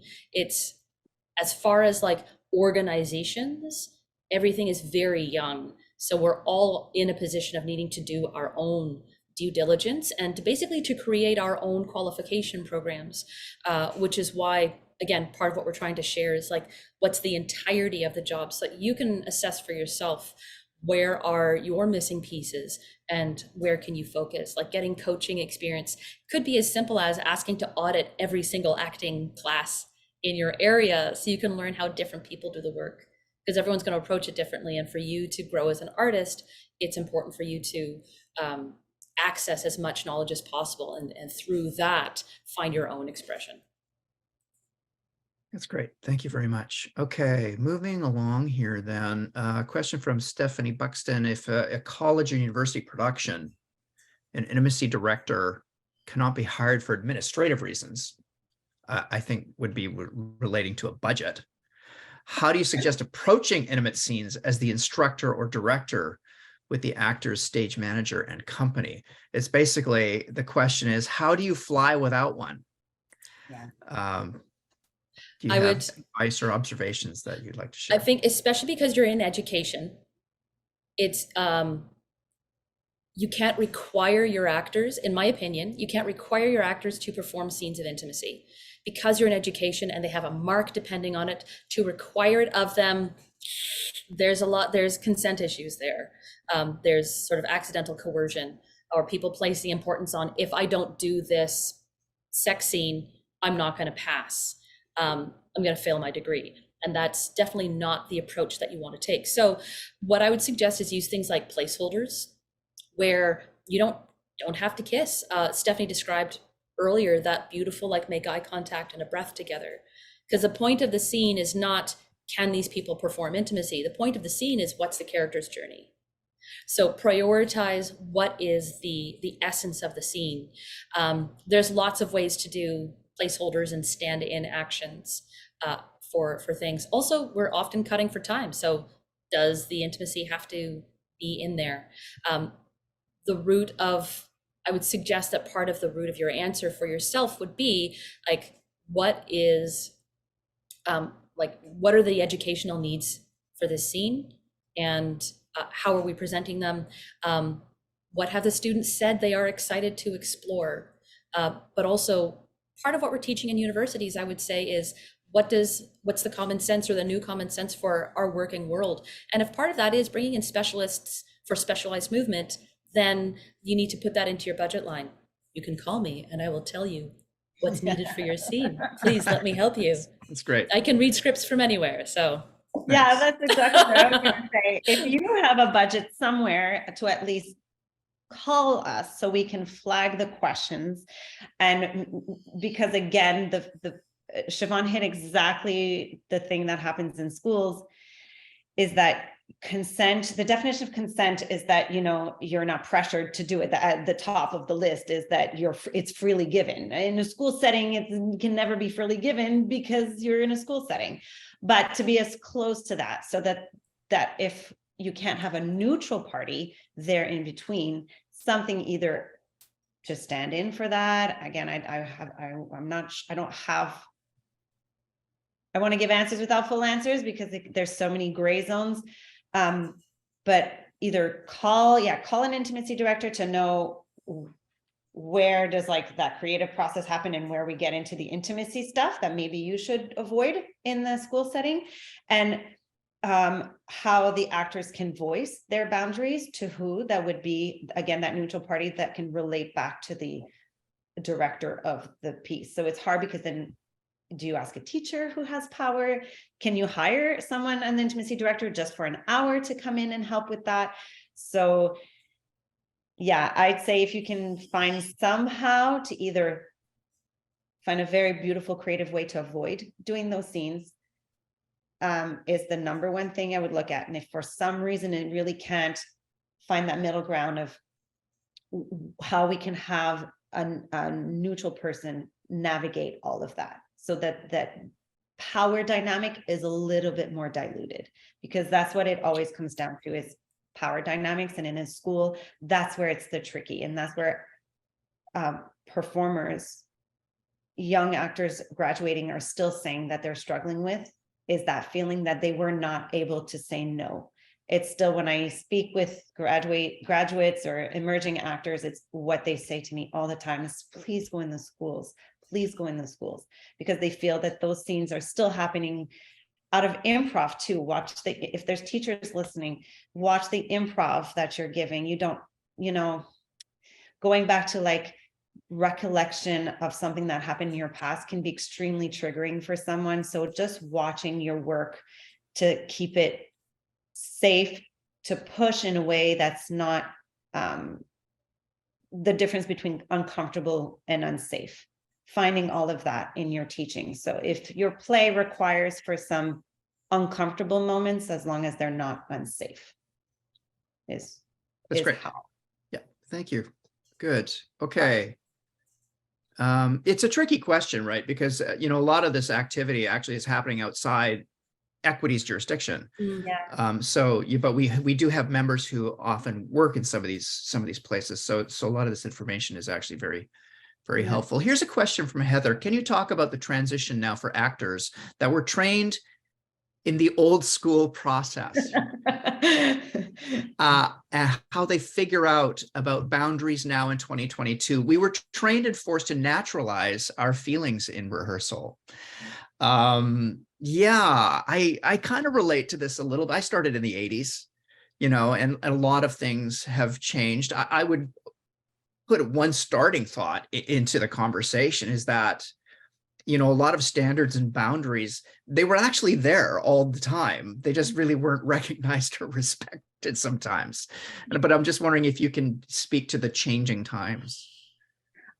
I have to say, and that's another kind of misconception, is that we're going to come in and just set you choreography without your input.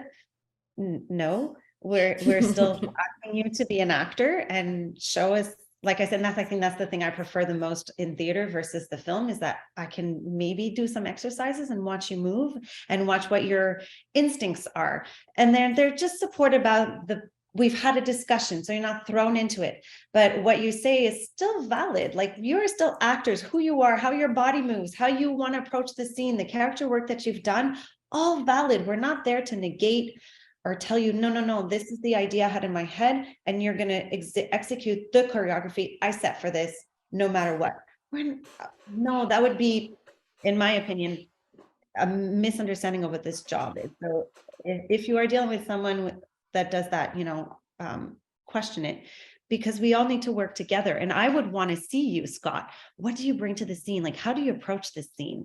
Okay, great. Director, what are we adding? What are we dialing? It's a lot of it is dials. Okay, you put your hand here. What about, as opposed to on the shoulder, just on the small of the back? Oh, look at that. We've just told a bit of a different story, So it's that. It's still working with your natural instincts, right? I mean, natural instincts are still in theater. This is a script you're given. This is a character that you're playing. But what your instincts are first in the scene, we do it a few times, and then from that we build a choreography that you can repeat night after night. So it's not coming in saying, okay, so you're gonna put her against the wall, and then you're gonna lift your leg and then scoop. Whoa, I don't know, that's not what it felt right to me. So the old feeling of doing what we thought was right still holds, but then we have a discussion about it first, and we keep checking in with each other throughout. Siobhan? Gotcha. Yeah. Yeah, I'd say, and notice, then again, depending on how long, I was gonna, hang on, one sentence at a time. Siobhan, finish the thought. Okay. Notice how you're feeling. Although depending on how long you've been doing it, you may have sort of tamped down any of those physical responses. But one of the first things to do is notice when someone suggests choreography, or when you're doing choreography, if you get a kind of danger sign, if you start having a panic response or a stress response of any kind, like getting the sweats, you're getting hot, you're dissociating, those are things you're allowed to say no to. Absolutely. Because you're not going to be able to sustain that performance. That's what we're talking about when we're talking about sustainable performance. Part of it is noticing how your body is responding to these actions. I do think it's a slightly longer journey than anything we can offer here, insofar as relearning how to say no, and relearning how to discover, like, oh, actually, I don't want hands on the back of my neck. I don't need to shut down. I don't need 2 shots of tequila before I do this scene. When you're noticing those kinds of behaviors, if you're noticing you're really engaging in like emotion porn, like watching movies that at other times you're like, wow, this would sicken me, but I'm really enjoying it right now. There may be signs that you have like an emotional fatigue happening. So it can be, it's a longer sort of psychology and mental health journey in some cases. For some folks, you may find that you're like, oh, I actually have developed practices and I don't have any kind of problems or boundaries with this at this time. That's also great, but you're allowed to make decisions about those. And they change and this is another reason why intimacy directing is always relevant, is that what you said yes to 2 months ago, 6 months ago, 20 years ago, may not be what you're saying yes to now. And that is important as a performer to know that you don't have to do this because I've already done a scene like this before. Directors, producers, people who are hiring, don't assume that because someone has maybe performed, for example, nudity in a show, that they'll happily come over and do nudity for you. It's all new.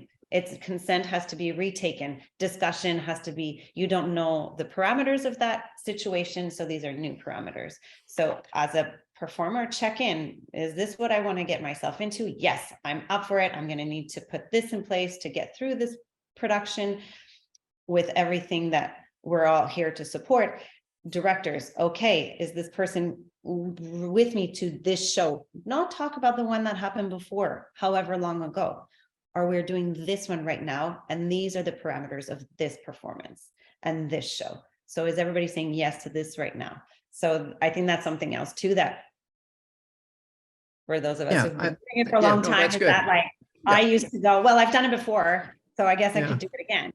But no, you didn't love it the first time. So why are you saying yes again? Like, no, now you know what? I know it. And I had someone say that you did a poster where you were nude and now you don't want to be nude on my show. No, I don't. It's not the same thing. And you don't know how I got to that point. So yeah. And when I realized I could say that, it changed my life. And this was, way long ago, before this was even a discussion. So we have that inside of us. We've just, maybe as Siobhan said, we learned to put them away, but just accepting that right now it's a no. I'm going to do the scene with these no's and we can still do them.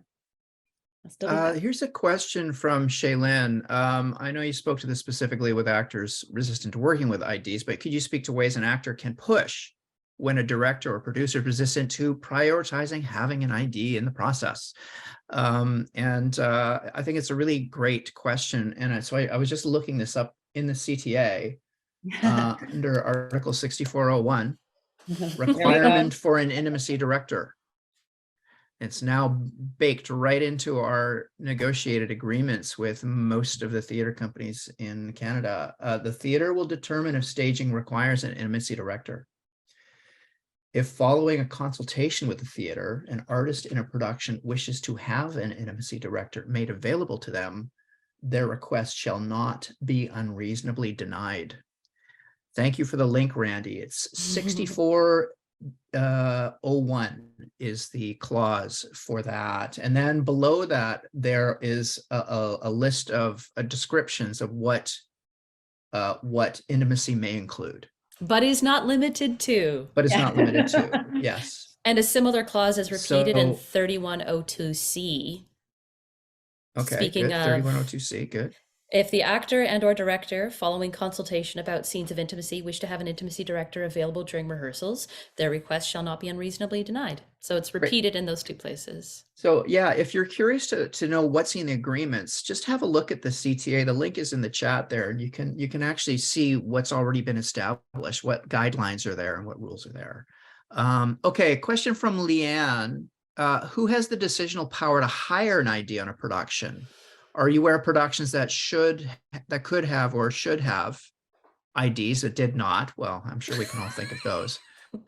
Perhaps due to a budget or lack of. So, Leanne, I think we've just covered that actually in a certain way with the last question.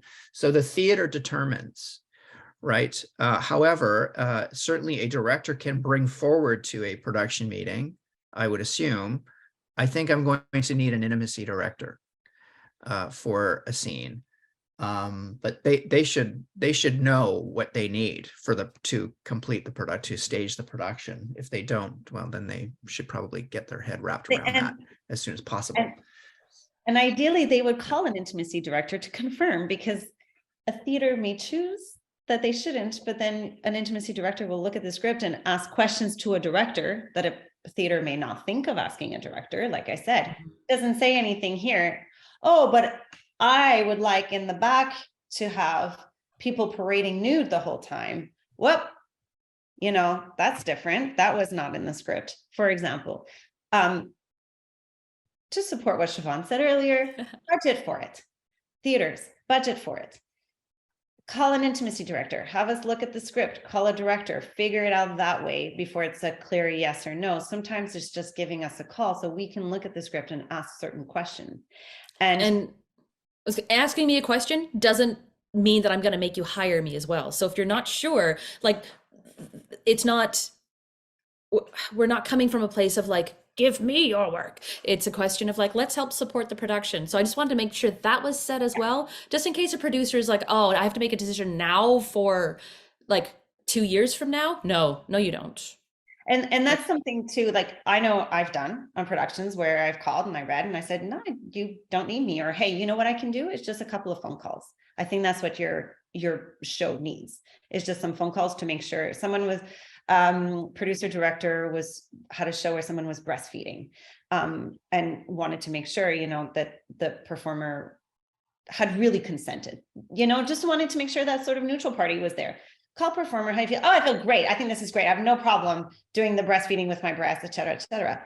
Great. I don't need to be watching that rehearsal in this context. It's a very specific context, but that's an example of call an intimacy director, make sure that, because if I would have called the actor and the response would have been, oh, that's really stressing me out, or how much of my boob is going to be seen, totally legit questions. Very legit questions that I could have gone back to the theater and said, I think my presence needs to be there for at least one rehearsal to navigate some questions.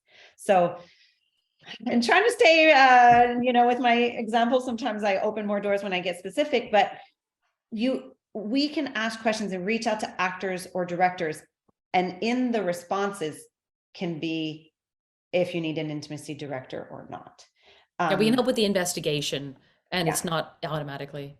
I know for me, and I'm pretty sure, again, my goal isn't to absolutely always be there. It's to support your, do you need it? No, thank you. I've had someone call and I said, actually, you need a psychologist. You don't need me. You need someone to help with that aspect. It's going into trauma. It's not going into intimacy stuff. So call us. We can help you budget the 1 hour maybe for a consultation fee, and then we will tell you if you need to budget more or not, if we need to be how many rehearsals or not. One.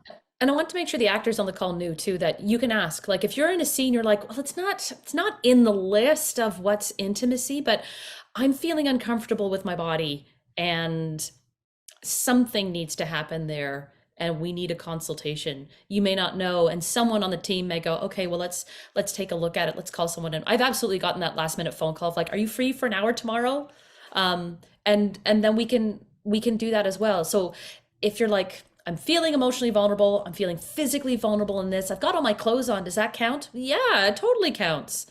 If there's something about this scene that you're like, I know I don't feel good, the scene isn't working, maybe an intimacy director is one of the available options that might help solve that. Great. Okay, good. There's a question from an anonymous attendee here. I would like some more clarification on the difference between the ID and the director. How do you prevent toes being stepped on? I feel like we handled some of that in the beginning of our conversation, but do you want to just reiterate a couple of key points relating to that working relationship? I think one of the key ideas is that the director has the vision for the whole piece. We're consultants on some really specific details. So like when I'm choreographing, again, it's collaborative. So we're always checking in with performers. I'm always checking with the director and going like, is this telling the story that you're looking for? I'm often, and depending on like some directors may want more of that checking in. Some others may be like, no, you're good. You've got this. But there's a lot of like checking in with the director, and like my jurisdiction is not to direct the scene unless a director is like, I'd really like your eye on the arc of this, then I can support that as well. But really my jurisdiction is helping to refine the details and some dramaturgy on the movement, and is it telling the story you think you're telling? And a director can say things like, they can use the general terms of like, it's not hot enough or it's not sad enough. And they may not have the granular knowledge to understand how to change it from something sad to something sexy. perhaps, because if you tell an actor make it sexier or flirt more, like those aren't actionable. I've totally been that actor who's been told to flirt more, and I'm like, I thought I was flirting, but I guess I wasn't. Like, so yeah, that was awkward and uncomfortable, and now I know better and I know what questions to ask, like to get some more detail. But I think that's it, is that we're one of the ways to think about it is fight direction helps, but also there are fight directors who are like, get out of my rehearsal room, I'm directing this fight scene. So that's not the kind of work that I recommend or suggest. Sometimes like movement coach is sometimes really helpful as well, because the movement coach isn't going to direct the scene, but they are going to help put focus on refining details. Yeah, and Gotcha, yeah. and Siobhan, someone really wants to get in touch with you. Apparently. Also, I know if ever I'm sensing that a director is starting to feel that I'm overstepping that, I'll make sure to use kind of numbers, for example, and talk about intensity levels, as opposed to, and then I quite generally do, as opposed to saying the intention behind the movement, you know, like, okay, now you're going to go do XYZ. I feel like that's the director's conversation talk. I'm there to more kind of translate the emotional direction into clearer physical things. So it can be really choreography, as in like, put your hand 1, 2, 3, 4, gasp. You know, like breaking it down in that kind of way helps also if there's that feeling of like, oh no, I don't want you to start directing the scene. No, I'll just be there for technical guidance. So that is a way to make sure that we don't overstep the toes. But really, I know this is going to sound weird, but it's not my vision. I turn to the directors and say, is this what you want? Because I could want to direct the scene a completely different way, but I'm not directing the show right now. So in the end, it's almost like I don't care, as long as the actors are safe and the director's getting their vision. That's what it's about. Because I can be working on them like, I just worked on a project, and I would have made this scene, I wanted the scene way more sexier. And it kind of like, I had to like check my ego. That's what the director wanted. And they had even described the scene as very biblical. So they wanted it like that. But I just thought one person was flirting and the hands were kind of here, and I kind of wanted them like this. So I said, do you want this? And I said, no, I don't want that. So inside of me, I was like, but how are they gonna? And I just let it go, because it's not me. It's not how I'm doing the scene. Like, you know, navigating.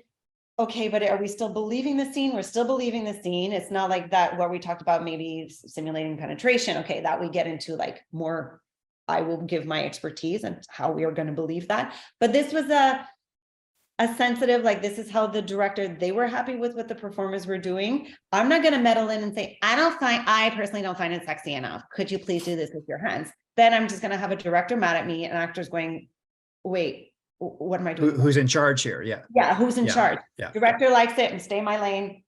Great. Right. Everybody's feeling safe. Looks good. We're still telling the story. Good. That's it. And that is one of the key attributes of a good intimacy director and a good fight director, in my opinion, is that it's not about you. You or your vision. You getting hired for a project is this collaborative support the vision of the director. If you would like to make your own scenes, then please do so, but not in someone else's rehearsal.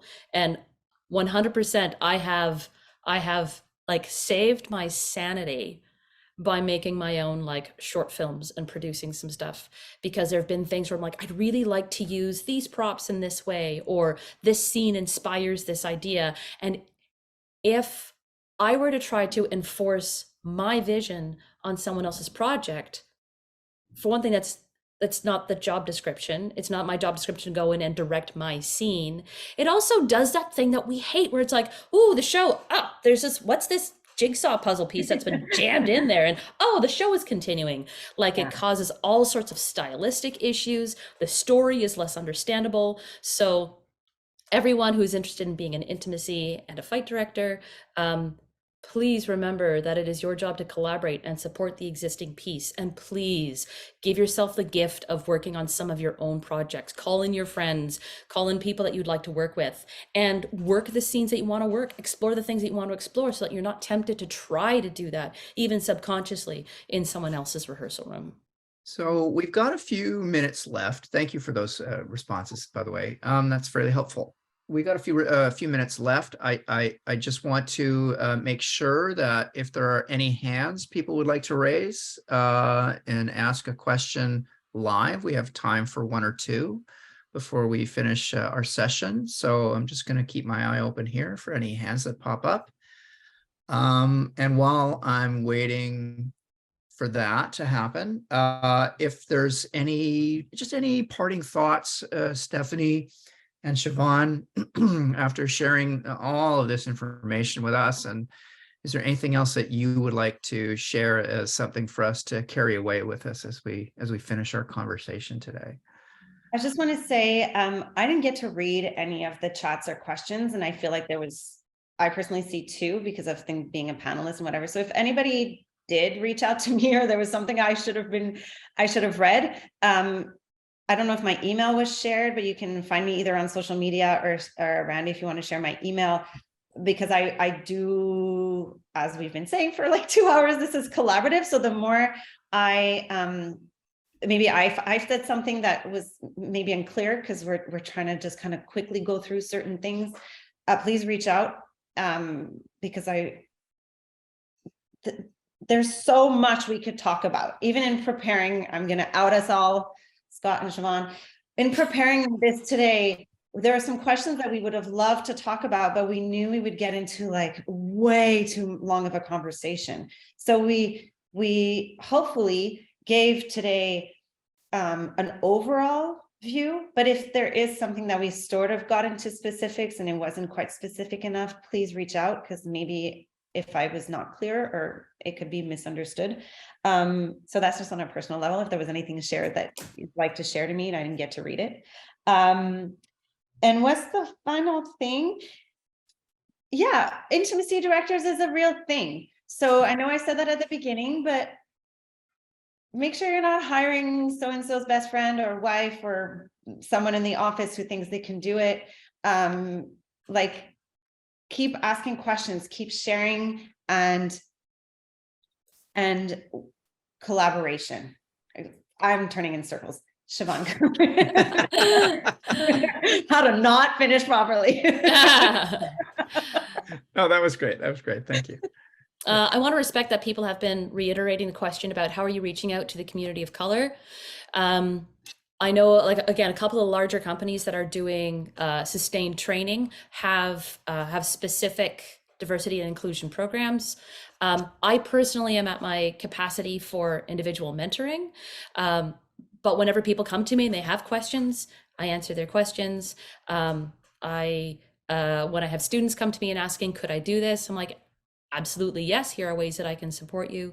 I know that there are some initiatives. I don't know them all. So I won't pretend to have a definitive list for you. Okay, great. I see a hand from Nina. So Nina, you should be able to speak now. Do you have a question for our guests? Hello, are you there? You must be muted. You'll need to unmute yourself. Unmute. There you go. There you go. are. All right. I just want to thank you so much for this. I have read through some of the documents and so on about intimacy directing, and I'm very interested in it, but I wanted to thank you.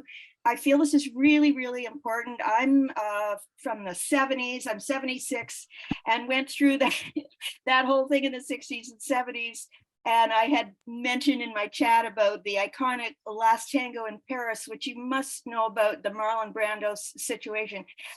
So that's what it was like then. And I also, my one last comment was just that as a viewer of theater and film, I do sit at home worried about the actors, and that I don't worry about the characters so much as I am worrying about the actor. Usually it's a woman. And I just want to thank you for keeping those women specifically safe in these situations, that what you do, your whole profession, all of your colleagues, that you do keep them safe. And it's incredibly realistic what we're seeing now. It's the whole thing of simulated sex has become very mainstream now too. I mean, it used to be that you had to go and find some channel or pay for something. Now it's just like everywhere and everything, and of course it makes it much more interesting and real. But I just wanted to thank you. That's it. Great, thank you so much, Nina, for commenting on that. That's fantastic. Anything else? There was a question about rates. What are the rates, and how much do you charge for these kinds of services? And the CTA does have standardized rates for intimacy directors now.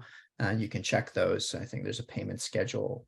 There is, yeah. In the CTA, it's in there. So there are standardized things. As always, I like to remind all equity members that the rates in all of our agreements are minimums. They are minimums, and you can always try and get a little more from those engagers, and you should try and get a little more from them.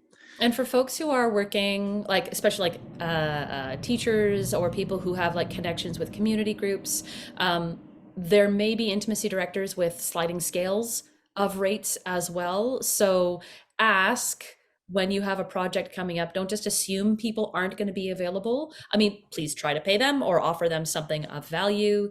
Because for some folks who are building their portfolios, photos of their work, videos of their work, testimonials, reference letters, some of those may have value to some folks. So it goes all directions, where some folks may have part of their sliding scale available for you to do a lower rate, but depending on your venue, etc., people may be asking for a higher rate, as well as check in about billable hours. We tend to think of those rates as those are the rehearsal room hours, but preparation fees, like reading the script, calls to actors, all of those are, depending on who you're talking to, are billable hours and are an essential part of the job. So you may need to bill for slightly more than you think. Okay, that's great. Good advice. Thank you so much, Siobhan. I think at this point, I'm going to call our session to a close. I'm going to hand back over to Donna to finish us off this afternoon. So with no further ado, back over to you, Donna Fletcher. Thank you so much.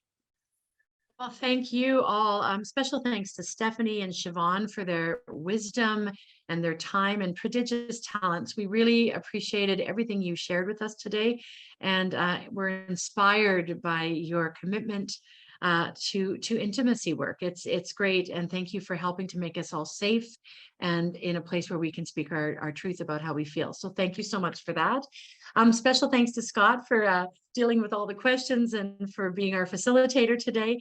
A huge thank you to our ASL interpreters, Amanda and Cynthia, for their lightning fast fingers. Just amazing how they do this.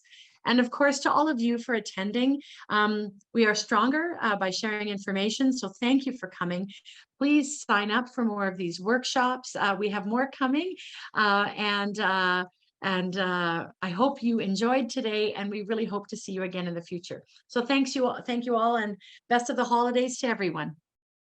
Thank you. Thank you so much.